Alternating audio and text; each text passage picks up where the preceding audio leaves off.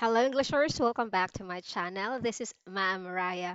For today's video lesson, we will have effective communication subject and we'll focus on the public-facing texts that promote inclusivity, equity, and social awareness. I believe this is the last lesson or last module for effective communication. And after this, you'll get ready for your quarter two examination. Okay, then let's go ahead. So these are the learning goals for this lesson. Okay, so to start or to begin with, okay, we have here the public facing text is intended for the general public. Okay, so that's why public facing texts. Okay, so still about text. Its aim is to inform, to persuade, or to raise awareness. So you can't find it here to entertain or to amuse. So it's likely just inform, persuade, and raise awareness for the general public. And it can also be found in posters, social media posts, blogs, and news articles, and also campaign slogans. Okay, so we'll get to know more about public facing text, its characteristics, when we can use inclusivity when we post something in our social media site or even to the general public. So it has to be simple, accessible, use accessible language so that everyone can understand um, the context of your message. Okay, another characteristic is to have an inclusive tone. Avoid bias, okay, stereotyping, and offensive words. Okay, I think it also falls here using the word choice. So, say for example, it's not considerable anymore to say policeman or policewoman. It's already a police officer. Mm. So instead of chairman and chairwoman, it's also chairperson. Okay, that's example. So that's inclusive tone.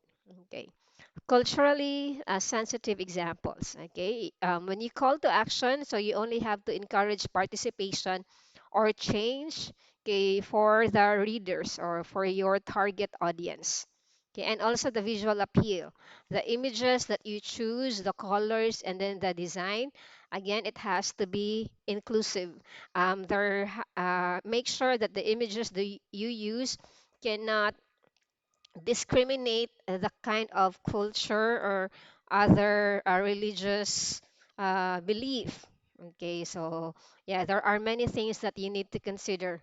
Okay, when uploading it or having it publicized. Okay, let's have the next page here. Okay, promoting inclusivity, equity, and social awareness. Okay, so for inclusivity here, the language that embraces diversity, so that includes gender, culture, and religion. For equity, sorry about that, ensures fairness and equal access to information. Okay, for social awareness, it highlights issues that it could be for environment, health, rights, okay, or even for politics if you have any concern about that. But as long as, okay, again, you have to be extra polite or be sensitive, okay, with your post. It doesn't need to be biased, okay. Then we also have an example here. A poster encouraging recycling written in a simple and friendly terms. Okay. I think the shorter words, the brief message, the brief context in your poster is already more understandable than too wordy. Okay. Here, public-facing texts are powerful tools for social change. Okay, by composing them with clarity, okay, where am I? Okay, by composing them with clarity, respect, and strong sense of social responsibility, we can use our voices to create a more inclusive world. Okay, so that's the big responsibility we have as a social media user or influencer. Okay, when we try to post something, okay, again for social change, so that is something for the better. Okay, so you are not posting to destroy, okay, anything. Okay, let's get to compare academic text and public facing text. What's the difference? Okay, for academic, so more formal, so it's also more technical. It uses evidence, okay, it's evidence based, okay, meant for scholars. Okay, public facing here, it's just very simple. I think it doesn't need to be a scholar to post something, okay, as long as relatable, okay, it meant for the general public. And then again, since it's for general public, so make sure that the word choice is good for everyone to understand. No need to use jargon. Okay.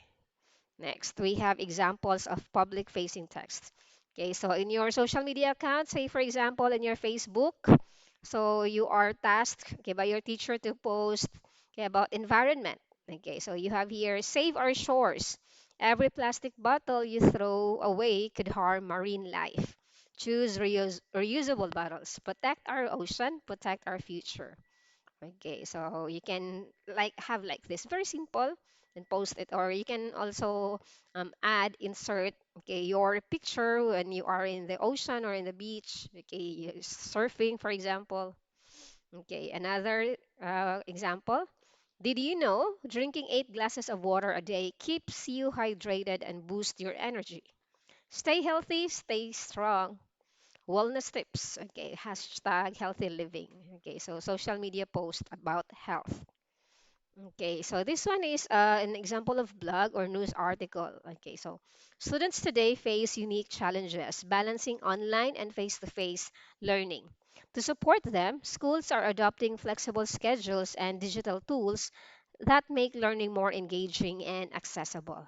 Okay, so very simple. Mao na siya ang sa kung mag-post ka sa education. Tanan sabtan. Okay, that's public facing text. Okay, for academic text here, so you can the comparison, okay, as how the content, okay, differs from the public facing text. So this one is again more formal, more technical. So this study investigates the impact of rising sea levels on coastal communities in central Visayas. Then we also have provided data were gathered from 500 households and analyzed using regression models. Results reveal a significant correlation between sea level rise and displacement patterns, suggesting urgent policy interventions. There's also a call to action. But again, um, s- it involves statistics, or it also involves there are actually how to say um, it provides evidence, okay, as it says, okay, from our previous slide. Okay, another part, okay, for education, the findings indicate that the integration of digital tools enhances student engagement in reading comprehension. This supports Vygotsky's social cultural theory of learning, which emphasizes the role of mediated interaction in knowledge acquisition. Okay, so you notice the difference from the previous one we have for the public facing text, how the simple words differ. In here, again, the tone is more formal, yes, more scientific, okay, evidence based, okay. So the other one, okay, public facing text, again, for general public only. For the academic text, okay, more for the academic scholars, okay, or focusing on research. Okay. So another for literature, Shakespeare's portrayal of ambition in Macbeth reflects the destructive consequences of unchecked power, as evidenced by the protagonist's moral decline and eventual downfall. Okay, so an academic essay. Okay, let's have critical review of culturally significant texts. So why do we write reviews? Okay, this is in relation to the subject EAP, English for Academic and Professional Purposes. Okay, reviews, it's more of how we can also convince, okay, other readers, okay, about a certain excerpt, or it could be a text, or it could also be a movie. Okay, so decide, okay, for the readers, again, yeah, it can decide whether to buy, watch, read, or try something new. So it understand opinions and experiences. So it follows clear steps or processes when needed. Okay, so when writing a review. Okay, do have persuasive text. Okay, again, persuasion. So to convince. Okay, to convince, okay, the reader to accept a certain opinion, your opinion perhaps. Okay. It's used in reviews to recommend or discourage something. Okay. So commonly most reviews we have are more into the positive feedback. Like why should you buy cell phones in a mall rather than stalls in the sideways or yes in the market. So there are things like that. Okay, the purpose of persuasive text is so it's to influence thoughts or actions to justify opinions. Okay, so when you write reviews, you don't just personally write your opinions, but you need to justify your opinion. Okay, what makes you say that it's better to buy this product than the other one? Okay, so it also engage emotions of the reader. So how convincing your review is. Okay, so features of a persuasive text. So what should be in there? So make sure that it has a clear stand of your opinion. Okay, so it's clear to you also as a writer that what's really your stand. Okay, so reasons and evidence you have to provide. Okay, first facts, examples, then experiences. Okay, persuasive language. So the appeal, the emotive words, the rhetorical questions. Okay, so strong conclusion that reinforces opinion. Okay, so from your opinion, how would you end your review? So example here. So this one is convincing the reader to agree with the writer's opinion about a certain movie. So this is how the brief review of a writer. This movie is a must watch. The storyline is engaging, the actors gave outstanding performances, and it delivers a powerful message. Don't miss it. Okay, so the sound there is already like convincing you that it is indeed a must watch movie. Okay, for the procedural text, okay, so writing that gives step-by-step instructions on how to do something. So procedure, okay, how should you cook a boiled egg? Okay, so first step is get the egg or wash the egg. I like that. Boil water. When the water boils, when the water boils, then you can have your egg. Okay. So it's used in reviews when explaining how to use, set up, or follow a process. Okay, to provide, the purpose of procedural text, by the way, is to provide clear guidance to help readers complete tasks or follow instructions, then to ensure accuracy and order. Sorry about that. Okay.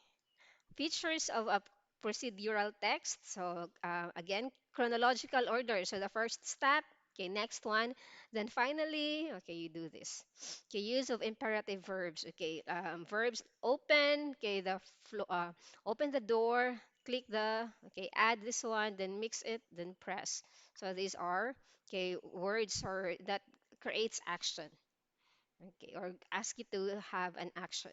Okay, clear and concise steps. Okay, it also includes materials or tools that are needed or necessary. Okay, then let's have next.